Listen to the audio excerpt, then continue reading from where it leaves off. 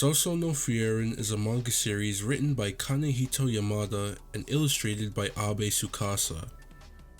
The story follows a skilled elf mage named Frieren as she travels across the land to reach the gravestone of the hero Hamel, someone who she once traveled with and helped to defeat the Demon King. Over the course of this journey with the hero party, Frieren unknowingly begins to develop a deeper understanding of humanity than others of her kind, which makes her an outlier between elves and humanity. This connection that Frieren has to humanity puts her at odds with her own kind as well as the demons, who she greatly despises as they've caused much destruction and pain towards her for most of her life and contributed to many deaths that caused the reach of humanity to dwindle over time. In this video, I'll be looking at 4 different characters, 2 elves and 2 demons, to analyze the difference between demons and elves in Sousou no Frieren that influences their interactions with humanity, and how those interactions ultimately ended up shaping each character.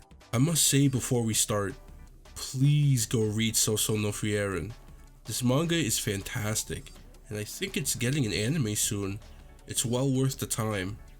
The 4 characters we'll be looking at are Frieren herself, obviously, as she is the focal point of the manga and clearly has been the most impacted by her interactions with humanity compared to other elves. We'll be looking at Serie as well, as her thoughts on humanity are much more cynical compared to Frieren. We'll also look at the powerful demon mage named Solitar, who despite being a demon at the end of the day, seems to be the one who has gained the closest understanding to humanity than any other demon we've seen so far.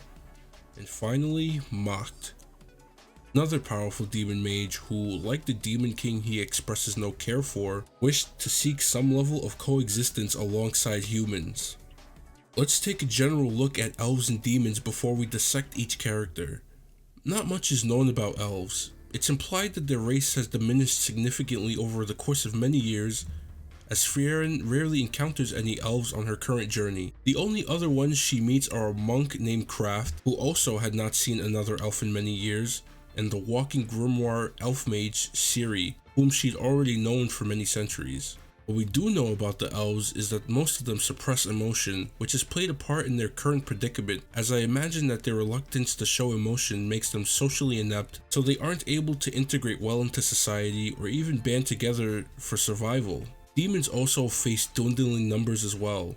They're on the opposite side of the spectrum among the 3 races. Elves are usually at the mercy of demons and aren't predisposed to violence like they are. Demons are also almost always at odds with each other as well. They make a big show of their power in hopes to inflict fear in each other. The most powerful demons rule through this fear. They only communicate with humans when they hope to deceive them, which usually leads to the demons fleeing from danger or killing them. They lack the ability to experience feelings of empathy, guilt, and malice, or feelings of loyalty and friendship, which causes them to look down on humans and even underestimate them at times. King himself once wanted to coexist with humans, but only through conflict, leading to many wars that heavily reduced the population of all 3 races in modern times. Now that we've got a general understanding of elves and demons in Frieren's world, let's look at how these 4 characters meet or defy the common practices of their respective races to understand the humans. A once near emotionless elf, Frieren has had the privilege of encountering many extraordinary humans in her lifetime. Her master was Flame, one of the most renowned mages to ever exist. Centuries later, Frieren was taken in by the hero Hamel's party, consisting of the man himself, as well as a strong warrior named Ison and a priest named Hader. Over the course of this journey, the 4 party members share a unique experience that leaves a mark on Frieren. At the funeral of Hamel, Frieren mourns Hamel's death, as well as the fact that she's still unable to understand humans. To her, the journey was a nice short trip, but to the others, it was an amazing journey that impacted the lives of many people throughout the land. Frieren dedicates the rest of her time to understanding humans, on top of continuing her journey of learning magic. Out of the 4 characters, Frieren has had the best interactions with humanity. She still hasn't fully grasped all of their feelings, and usually needs some sort of reward for her deeds, but she's a much more considerate person compared to someone like Serie. Frieren wholeheartedly believes in the goodness of humanity.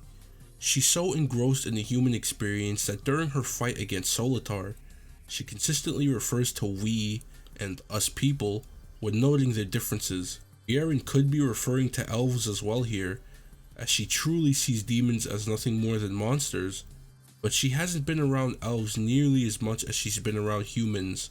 So I think it's safe to say that Frieren truly considers herself to be one of them. However, I must state that while Frieren's outcome in humanity seems to be the most fruitful and beneficial of the four characters, her overall story is melancholic. Frieren is bounded by the memories of the hero party and her master.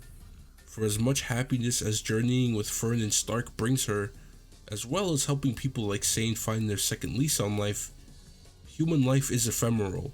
While she will cherish these experiences, it's something she's learned to do a little too late. Maybe it's not. Serie has conflicting opinions on humans. Despite training many of them herself, she hasn't developed anything near the same connection Frieren has developed with the humans she's encountered. Serie has shown to look down on humans at times, claiming they lack a warrior spirit. Multiple examples of this include calling Flame foolish, when Frieren shows her that Flame had made strides in making magic more accessible for people, and again during the mage exams where she initially declared that she would fail everyone because none of them showed her anything that she deemed worthy of becoming a first-class mage. This is where the difference comes in. Frieren was in the trenches with the human mages during the exams in true life or death situations. Frieren has taken the time to assess the people around her, rather than predestine them to a fixed outcome the way Serie had. This led to Serie passing all the mages left in the exam, as Frieren's prediction had played out exactly as she said it would. The difference here is that while Serie and Frieren are both elves, one has taken the time to grow comfortable with emotional expression around humans, while the other remained reluctant, keeping her observation based on an outside perspective, which failed her despite all the knowledge she possessed. Despite this, Serie has shown to be warming up to certain individuals from the first class set of mages she passed. She takes it upon herself to remember every favorite spell of her human apprentices. Now that we've highlighted the difference between Frieren and Serie, let's see if there are any differences between Solitar and Macht. Much like Frieren, Solitar has gained a better understanding of humans compared to the rest of her kind. She's very interested in their customs and behaviors, so much so that she engages in their lifestyles to some extent. She owns her own home, eats sweets, drinks tea, and conducts research about other living creatures the same way a human researcher would. Usually, a demon would only try to mimic the behavior of a human when in the presence of them to manipulate them. Solitar claims to have a level of understanding about human feelings, but I don't believe she ever felt the feelings she claimed to understand. For as much research as she does about humans, going as far to say she fears them due to some close encounters she once had, she leveled a fortified city in the northern region, and she seems more than ready to murder humans the second they don't comply with her wishes to simply speak with them. Whether or not she kills them is simply implied. Despite her seemingly extensive knowledge on humanity, Solitar is a demon first and foremost, so no matter what she does, she can't help but lie to people. She truly can't understand the emotions of humans because she can't feel them. This is the sad reality for demons such as her and Macht, who up until their very end, reverted to their most demonic traits. She is only able to mimic what she sees in humans, so ultimately, there is not much substance to the research conducted by Solitar. Macht was a very interesting character.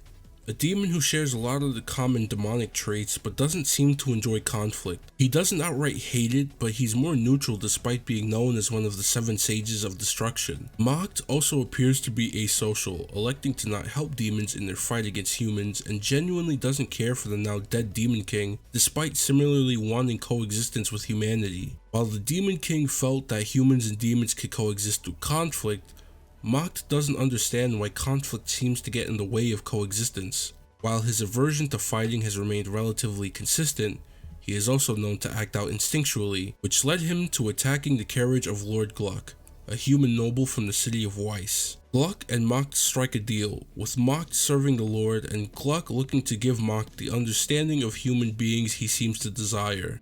For as interested as he was in this idea of trying to understand the ideas of guilt, malice, and loyalty, the things Macht does to reach this understanding become habits of instinct rather than understanding. What I mean is, much like Solitar, Macht picked up on these things without being able to understand why he did any of it. Helping the city's people was not done out of wanting to understand them, but his innate demonic nature, which calls for him to continually deceive humans and gain favor with them, is what drove Macht to do everything he did. Even in the bitter end, when Lord Gluck is freed from his golden stasis, leading to the two of them having a final meeting together, the innate nature of Macht's being did not allow for him to express anything other than fear, leading to him lying about killing Gluck to Denkin despite being on his deathbed. Macht was unable to express any malice, any sense of loyalty, and no guilt. He was only able to do what almost every other demon we've seen so far do in their moment of death, and that's try to deceive humans. Macht ultimately lived a vain existence. His desire to understand the humans would only lead to more bloodshed, which ironically lines up with what the Demon King thought was coexistence between the two races. So I highlighted that there's a difference between the way Frieren and Serie interact with humans, but is there any difference between Solitar and Macht? My answer is no. While Solitar takes what can be seen as the more amiable way of researching humans, her attempt to understanding them has led to bloodshed the same way Macht's attempt did, and they had planned on continuing this cycle before Frieren and Denkin killed them. The demons are bound to a singular experience, and the manga makes sure to highlight that. How many of you have seen a movie or a TV show, or read a book of any kind about two groups on opposite ends of the spectrum, learning about each other and eventually coming to coexist peacefully? Probably a good amount, right? So no Frieren elects to not take this approach to storytelling, and I appreciate that, not because I personally find it to be more realistic, but because it paints demons as pitiful monsters. Usually, a villain goes through something traumatic that turns them into what they are, making them sympathetic to the audience. The demons in Frieren are just evil beings. They can't help it. It's like there's an invisible wall that won't allow them to act beyond their innate instincts. Think of it like a video game, where there are walls that won't allow you to move out of bounds or into the next area. You can bypass these walls with the right amount of skill and testing, using the tools given to you to break the confines of the game. The demons don't get to do that. They're chained to their reality, and the fact that they'll never be able to escape that is sad. At least the elves' emotions and feelings are simply repressed for whatever reason. They can develop feelings of guilt, malice, loyalty, fear, and so on. Demons are incompatible with elves and humans, so they will never get the chance to experience all those things. That is the difference. Well, hope you guys enjoyed the video. Still no Frieren is one of my favorite manga of all time, like I said earlier, and I've been wanting to make a video about it for a while now. Got any thoughts about Frieren yourself? Drop them in the comments below.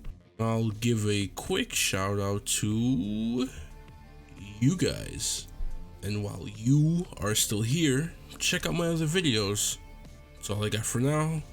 Peace.